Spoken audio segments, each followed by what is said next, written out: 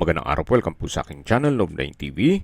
Patalasasan po, meron po ba kayong mga properties na napapabayaan or non-performing assets? Plan nyo ibenta, pero wala kayong oras sa pagbenta nito. Kung ito'y pagkakatiwala nyo po sa amin, tawag lang po kayo sa aking numero, usap po tayo, gawin ko po ng video for free. Yes, libre po, wala po kayong babayaran.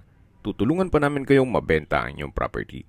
Kami na po bala sa marketing, sa boosting or paid ads. Even sa tripping, hindi na po kayo mapapagod sa pag-entertain ng mga buyers. Kami na po bala sa lahat. Tawag lang po kayo. Nandito po tayo ngayon sa Molino, Bacoor, Cavite, kung saan meron po tayong bagong video presentation. Isang residential property na may lot area na 202 square meters. Ito po'y titulado, buhay po ang may-ari, kaya wala po kayong maging problema sa documentation o sa transfer ng title. Nasa loob po ito ng isang subdivision kung saan napakatahimik po ng lugar at napakalapit po sa mga business establishments. At ang kagandahan pa po dito, ito'y flood-free area. So, nandito na po tayo sa carport, nakakasya po ang dalawang sasakyan at naka-tiled flooring na rin po ito. Matatanaw po natin yung main house at meron pong guest house. May aircon, then toilet and bath, at malaki naman po ang espasyo nito. So, depende po sa inyo kung anong maging purpose nito. Pero maganda pa rin kung sakali may bisita kayo, at least pwede sila dito. May maliit na kitchen countertop na may sink and faucet. Then yung glass window ay may blinds. Naka-tile flooring na rin po ito. Then mayroon pong double deck. Then may coffee table. Maayos din po ang pagkapintura ng ceiling at wall. At dito naman po yung toilet and bath, na kung saan may hand wash basin, water closet, then meron pong shower. Actually, kung hindi nyo naman kailangan, possible pong maging income generating ito. Pwede nyo pong paupahan. So, depende po sa magiging purpose nyo. Kung malaking pamilya kayo, magagamit nyo po ito. At kung hindi naman, pwede pong paupahan ninyo. Then yan po yung garahe na napakalaki po ng espasyo. At lilipat na po tayo dito sa main house. Ito pong main door ay may aluminum screen door, then may glass blocks, at naka-solid wood door po ito. Welcome po dito sa bahay ni Ma'am at Sir. Ito po yung living area o salas, na kung saan meron pong modern chandelier, naka-tile flooring, then napakanda po ng flute type wall panel. Ang mga kasama po ay itong 65 inches na TV, then tatlong air condition unit, may gas range, queen size bed, sofa set, then dining set, at iba pa. So, nandito na po tayo sa dining area at formal kitchen. So, yan po yung kasama. Then, may light fixtures. At ito pong kitchen countertop ay meron pong stainless sink with faucet. May kitchen window, wall-mounted kitchen cabinet, and wooden rack. At sa baba po ay meron pong storage ng kitchen utensils. Dito naman po yung common toilet and bath, na kung saan maayos naman po ang toilet fixtures. May hand wash basin, water closet with bidet, shower curtain, naka-tile bathroom wall, at may overhead shower. Meron din pong bathroom window. So, ito po yung common toilet and bath. Then, meron pong pintuan dito. So, access door. At dito po ulit tayo sa formal kitchen. Then, dito naman po ay may another access door Then may aluminum screen door na papunta sa service area. Ito na po yung likod na parte ng bahay. So balik po ulit tayo dito sa loob. Yan po ulit yung kitchen, dining area. At matatanong natin yung living area. Bago natin i-check yung master bedroom, ito munang unang kwarto. Na kung saan malaki naman po ang spasyo nito. May blinds ang window glass at maayos po ang pintura ng ceiling at wall. Then, ang kagandahan dito, meron po itong sariling toilet and bath.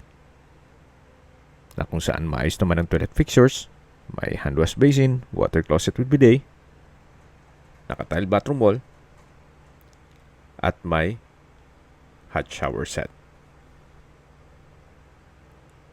Meron din pong wall-mounted na steel rack. So yan po yung toilet and bath dito sa first bedroom. So yung aircon po ay kasama at meron din po itong wardrobe. Paglabas po natin, yan po yung living area. At ito naman po yung hindi po natin ma-check gawa ng meron pong tao sa loob. At upon tripping, ma-check na po natin yan. So yan po ulit yung main door. At dito naman po yung master bedroom. Check po natin. Pasok po tayo. So meron pong sitting room. Naka-tile flooring. Then may display cabinet. I don't know kung isasama nila yan. Then meron pong accordion o partition. Meron pong couch. Then side table. Yan po yung accordion. Then ito na po yung mismong kwarto o master bedroom. May wardrobe, modern design chandelier, tile flooring, then maayos din po itong pintura ng ceiling at wall. Meron na ring aircon at may sariling toilet and bath. At maayos naman po ang toilet fixtures nito. So naka-tile bathroom wall, may overhead shower, then meron pong water closet with bidet. So kumpleto din po. So yan po ulit. Tunghenyo itong master bedroom. Yan yung accordion o partition. Ito yung sitting room. At habang pinagmamasdan nyo po itong paligid, pag-usapan natin ang distance, location at travel time. Mula po sa Save More Market, ang distance is 270 meters at ang travel time is 2 minutes at iba pang business establishments. Ganun po kaganda itong lokasyon ng property. Accessible po sa lahat. At mula naman po sa Molino Road, ang distance is 900 meters at ang travel time is 4 minutes. Mula naman po sa Paseo de Bacoor, SNR, Wilcon Depot, Local Mall, at Cavite East Medical Center, ang distance is 2.3 kilometers at ang travel time is 7 minutes. At yan po yung lagi kong binabanggit sa inyo na dapat nyo i-consider sa paghanap ng property, yung meron pong malapit na hospital. Hindi ko naman po sinasabing sakit din kayo. Yan naman po for emergency purpose lang naman. At mula naman po sa mga schools at colleges, gaya ng University of Perpetual Health System, Delta, ang distance is 1.3 kilometers at ang travel time is 5 minutes. At mula naman po sa State Field School, ang distance is 1.6 kilometers at ang travel time is 6 minutes. Kung manggagaling naman po sa Manila o sa airport, ang distance is 20 kilometers at ang travel time is 44 minutes. Opo, napakalapit lang po nito sa Metro Manila. Ganun po kaganda ang lokasyon nitong property. Okay, sa presyo na po tayo. Binebenta po ito ni owner sa halagang 9.9 million pesos net. Ibig pong sabihin, si buyer na po ang sasagot sa lahat ng taxes at expenses with regard to documentation. At kung negotiable, slightly negotiable na lang po yan. Kung may mga katanungan po kayo, tawag lang po kayo sa aking numero. At sa mga kababayan naman natin na sa ibang bansa, meron po akong WhatsApp, Viber at Telegram. Same number lang po, 0917-316-3399. Sa mga nagtatanong naman po ng aming Facebook, meron po aming Facebook page na Nov9TV at Facebook Real Video. Meron din pong TikTok at Instagram. May ibang YouTube channel po kami, the Nov9TV channel, Nov9TV Listings, Nov9TV On The Spot, Nov9TV Updates, at Nov9TV House Rental. Sana po naibigyan nyo ang video presentation. Paki-like and subscribe na lang po sa aking channel para ma-update din po kayo sa aking future listings. Kung sakali po hanap nyo yung mas malaking sukat ng lupa, meron din po kami ibang listings na pwede nyong pagpilian.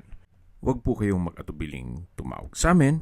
Then, let us know your budget para malaman namin kung anong property pwede naming ilog sa inyo. Sa lahat pong viewers, subscriber at nagtiwala po sa amin, salamat po sa suporta.